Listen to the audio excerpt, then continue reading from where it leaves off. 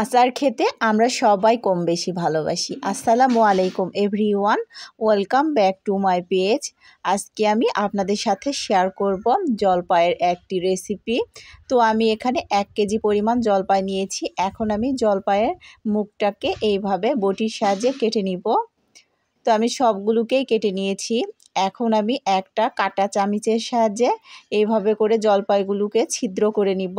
তো ছিদ্রগুলো খুব ঘন করে করতে হবে, পাতলা হলে দেখবেন ভেতরে মিষ্টি ঢুকবে না। আর আমি এই আচারটা মিষ্টি বানাবো, খুব সামান্য পরিমাণ টক লাগবে আর বেশিটাই মিষ্টি লাগবে। তো আমি এইভাবে করে সবগুলো জলপাইকেই ছিদ্র করে নিব।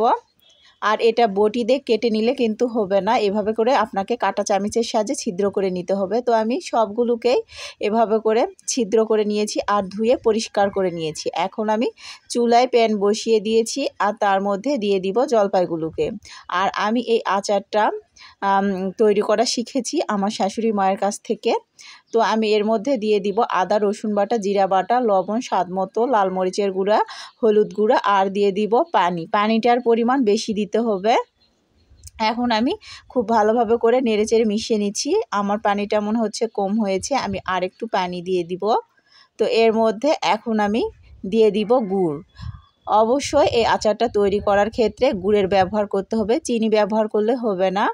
তো আমি গুড়টাকে দিয়ে আবার আমি জলপাইগুলোর সঙ্গে ভালোভাবে করে মিশিয়ে নিব। আমি এখানে 1 কেজি জলপাইয়ের জন্য হাফ কেজির উপর গুড় নিয়েছি। আর এই আচারটার ক্ষেত্রে গুড়টা একটু বেশি লাগে। তো আমার মেশানো হয়ে গিয়েছে। এখন আমি ঢাকনা দিয়ে ঢেকে 10 মিনিটের জন্য রান্না করে নিব। তো ফিরছি 10 মিনিট পর, দেখেন জলপাইটা প্রায় সিদ্ধ হয়েছে। তো আমি তো অতটা দেখাতে পারবো না যে কত মিনিট ধরে আমি সিদ্ধ করে নিয়েছি। আপনাদের জলপাইগুলো যতক্ষণ পর্যন্ত না সিদ্ধ হচ্ছে ততক্ষণ পর্যন্ত জাল করে নেবেন। তো আমি আবার পানি দিয়েছি, পানিটার পরিমাণ বেশি লাগবে এই আচারটা তৈরির ক্ষেত্রে। তো আবার পানি দিয়ে আবার আমি জাল করে নিচ্ছি।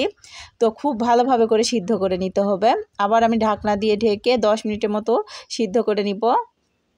তো ফিরছি আবার 10 মিনিট পর, দেখেন এবার জলপাইগুলো সিদ্ধ হয়েছে মনে হচ্ছে। তো এখন আমি চেক করে দেখব জলপাইগুলো ভালোভাবে সিদ্ধ হয়েছে কিনা। তো আমি একটা উঠাই নিলাম। তো এবার দেখতেই পাচ্ছেন জলপাইটা সিদ্ধ হয়েছে। এখন আমি জলপাইগুলোকে 1 রাত এভাবেই ঢাকনা দিয়ে ঢেকে রেখে দিব। 1 রাত হয়ে গিয়েছে। এখন আমি চুলায় কড়াই বসিয়ে দিয়েছি, এর মধ্যে দিয়ে দিব 5 ফোড়ন, ধুনা আর দিয়ে দিব জিরা। আর শুকনো মরিচটা আগে থেকে ভাজা ছিল, এগুলোকে ভেজে গুঁড়ো করে নিব। আর দেখতেই পাচ্ছেন 1 রাত রাখার পর কতটা রস টেনে নিয়েছে। এখন আমি আবার একটু এগুলোকে জাল করে নিব। পানিটা আপনাকে রাখতেই হবে, পানি কিন্তু শুকিয়ে ফেলা যাবে না, তাহলে আচারটা তৈরি হবে না। এই আচারটা খেতে এতটা মজার, আপনারা যদি বাসায় তৈরি না করে খান তাহলে বিশ্বাসই করতে পারবেন না। আর যদি কোনো আপুরা এইভাবে তৈরি করে থাকেন তাহলে অবশ্যই কমেন্ট করে জানাবেন। তো আমি খুব ভালোভাবে করে আবার জাল করে নিচ্ছি। তো আমার জাল হয়ে গিয়েছে। এখন আমি এগুলোকে ছেঁকে তুলে নিব। এই আচারটা তৈরি করার ক্ষেত্রে অবশ্যই চেষ্টা করবেন বড় বড় জলপাই নিতে, তাহলে দেখবেন আচারটা ভালো হবে। আমি বড় জলপাই পাইনি, তো সবগুলো জলপাইকে আমার তুলে নেওয়া হয়েছে। এখন আমি এর মধ্যে সরিষার তেল দিয়ে দিব।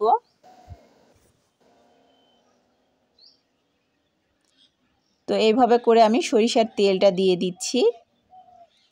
আর এরপর আমি এভাবে করে ঝাঁকিয়ে নিচ্ছি, তাহলে সবগুলো জলপাইয়ের গায়ে তেলগুলো লেগে যাবে। তো এরপর আমি এর মধ্যে গুঁড়ো করে রাখা মশলাগুলোকে দিয়ে দিচ্ছি। আর এই মশলাটার সাথে আমি শুকনা মরিচও ব্যবহার করেছি।